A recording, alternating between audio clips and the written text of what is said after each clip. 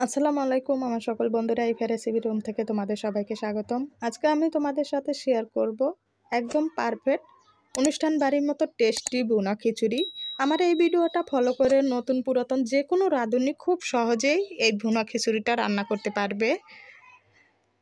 একবার এভাবে রান্না করে খেলে এর স্বাদটা কিন্তু আজীবন মুখে লেগে থাকবে। যেখানেই যেভাবে যত ধরনের খিচুড়ি খাও না কেন এর স্বাদটা কিন্তু আগে মনে করে দিবে।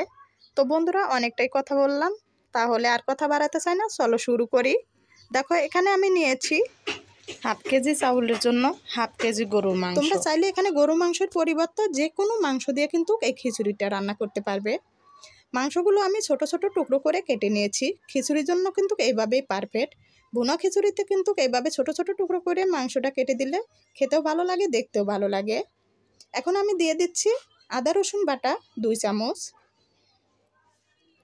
জিরে বাটা 1 চামচ, মিডিয়াম সাইজের একটা পেঁয়াজ কুচি, স্বাদ মতো লবণ, 1 চামচ শুকনো মরিচের গুঁড়ো, হাফ চামচ হলুদের গুঁড়ো, 1 চামচ দিয়ে দিচ্ছি রাঁধুনি গরুর মাংসের মশলা। তোমরা চাইলে এই মশলার পরিবর্তে কিন্তু এখানে গরম মশলাটা অ্যাড করতে পারো। দিয়ে দিচ্ছি 7 থেকে 8 চামচ সর্ষের তেল। গরু মাংসের জন্য কিন্তু সর্ষের তেলটা পারফেক্ট। এখন আমি একটু সময় নিয়ে মাংসটা খুব ভালোভাবে মেখে নেব। মশলার সাথে মাংসটা যত বেশি ভালো করে মেখে নেওয়া যাবে তাহলে কিন্তু মশলার ঝাঁঝগুলো মাংসের মধ্যে খুব ভালোভাবে ঢুকতে পারবে। আমার মাংসটা মেখে নেওয়া হয়েছে। চাইলে তোমরা এখানে 5 থেকে 10 মিনিট চাপ দিয়ে ডেকে রাখতে পারো। আমি ডেকে রাখবো না, যতক্ষণ ডেকে রাখবো এর মধ্যে কিন্তু রান্নাটাই হয়ে যাবে। এখানে দিয়ে দিচ্ছি একদম ফুটন্ত গরম পানি 2 কাপ। গরুর মাংসের জন্য কিন্তু গরম পানিটা পারফেক্ট। এখন আমি চাপ দিয়ে ডেকে রান্না করে নেব।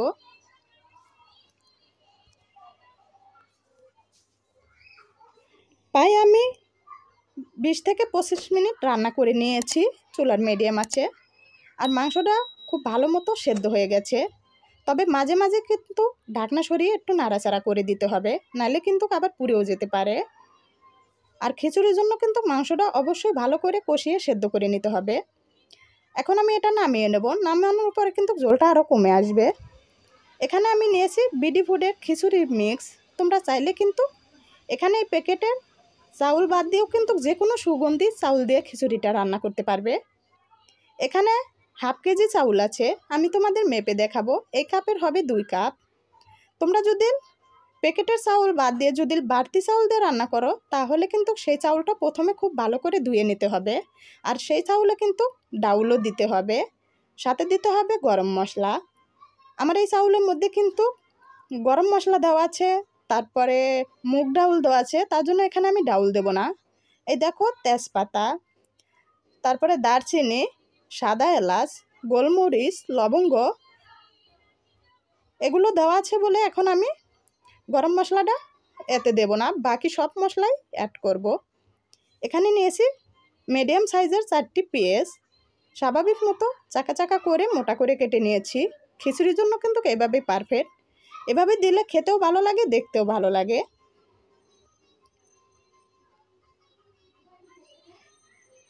7 থেকে 8টি রসুনের কোয়া আমি এটা ছেঁচে নিয়েছি, দিয়ে দিচ্ছি। খিচুড়ির জন্য কিন্তু ছেঁচে নেওয়াই পারফেক্ট। এটা কিন্তু একদম ফিনিশিং করে বেটে দেওয়া যাবে না। কাঁচামরিচ নিয়েছি 7 থেকে 8টি, এটাও আমি পাটাতে ছেঁচে দিয়েছি। তো বন্ধুরা কাঁচামরিচটা কিন্তু খিচুড়ির জন্য পারফেক্ট। এখানে কিন্তু শুকনো মরিচ দেওয়া যাবে না, অবশ্যই চেষ্টা করবে কাঁচামরিচ দেওয়ার জন্য।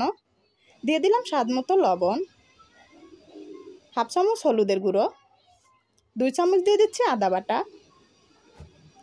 1 চামচ জিরে বাটা, আর দিয়ে দিচ্ছি 10 থেকে 12 চামচ সর্ষের তেল। খিচুড়ির জন্য কিন্তু সর্ষের তেলটা পারফেক্ট, তবে হাতের নাগালে না থাকলে কিন্তু নাও দিতে পারো। যে কোনো রান্না সয়াবিন তেল দিয়েও কিন্তু খিচুড়িটা রান্না করতে পারবে। আমি যেহেতু বিয়ে বাড়ির মতো যে কোনো অনুষ্ঠান বাড়ির মতো পারফেক্ট খিচুড়ি করতে চাই, তার জন্য কিন্তু এখানে আমি খুব ভালো করে চাউলটা মশলার সাথে এভাবে মেখে নেব। মশলাটা আমি কিন্তু কষাবো না, আমি একটা চামচের সাহায্যে মেখে নিচ্ছি। তোমরা চাইলে কিন্তু হাত দিয়ে মেখে নিতে পারো। এখন আমি দিয়ে দেব মাংস। মাংসটা দিয়ে আবারও চাউলের সাথে খুব ভালোভাবে মেখে নেব। তবে অবশ্যই কিন্তু তোমরা হাত দিয়ে মেখে নেবে, হাত দিয়ে মেখে নিলে এর স্বাদটা আরও বেশি ভালো পাওয়া যাবে। আমি যেহেতু ভিডিওটা নিজে নিজে একা একাই করি, তার জন্য হাত দিয়ে মেখে নিতে পারছি না, আমি চামচ দিয়ে মেখে নিচ্ছি। তো এটা আমার খুব ভালোভাবে মেখে নেওয়া হয়েছে। এখন আমি এখানে গরম পানি অ্যাড করব। অবশ্যই কিন্তু খিচুড়ির জন্য গরম পানিটা দিতে হবে। গরম পানিটা কিন্তু খিচুড়ির জন্য পারফেক্ট। এটা দিলে কিন্তু খিচুড়ির স্বাদটা আরও দ্বিগুণ বেড়ে যায়। আমি এখানে 3 কাপ একদম ফুটন্ত গরম পানি দিয়ে দিলাম।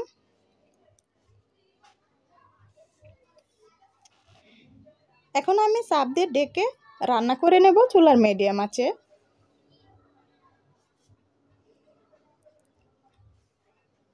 প্রায় 15 মিনিট আমি রান্না করে নিয়েছি, তবে মাঝে মাঝে ঢাকনা সরিয়ে একটু নাড়াচাড়া করে দিয়েছি যাতে করে পুড়ে না যায়, নালে কিন্তু নাড়াচাড়া না করলে কিন্তু চাউলটা নিচে পুড়ে যাবে।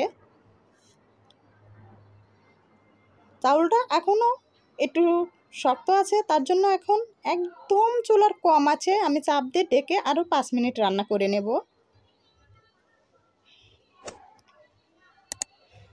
5 মিনিট পর বন্ধুরা হয়ে গেল কিন্তু আমার এই খিচুড়িটা কিন্তু দেখো ঝরঝরেও হয়েছে, নামানোর পরে কিন্তু আরও ঝরঝরে হবে। তো আশা করছি আমার এই ভিডিওটা ফলো করে যে কোনো রাঁধুনি রান্না করলে কিন্তু আর কোনো সমস্যা হবে না ভুনা খিচুড়ি করতে। অনেকে কিন্তু বলে ভুনা খিচুড়ি রান্না করতে গেলে চাউলটা নরম হয়ে যায়, ঝরঝরে করতে গেলে চাউলটা শক্ত থাকে। আজকের ভিডিওটা ফলো করে রান্না করলে আর কোনো সমস্যায় পড়তে হবে না। আশা করছি প্রতিদিনের মতো আমার আজকের ভিডিও তোমাদের ভালো লেগেছে। ভালো লাগলে অবশ্যই একটি লাইক দিবে, বন্ধুদের কাছে বেশি বেশি করে শেয়ার করবে। তোমরা যারা এখনও আমার ভিডিওতে সাবস্ক্রাইব করো নাই, অনুরোধ রইল সাবস্ক্রাইব করবে। পাশে থাকা বেল আইকনটি অন করে রাখবে যাতে করে আমার যে কোনো ভিডিও ছাড়ার সঙ্গে সঙ্গে সবার আগে তোমাদের কাছে পৌঁছে যায়। আজ এই পর্যন্ত, আবারও দেখা হবে নতুন কোনো ভিডিও নিয়ে। সকলেই ভালো থাকবে। আল্লাহ হাফেজ।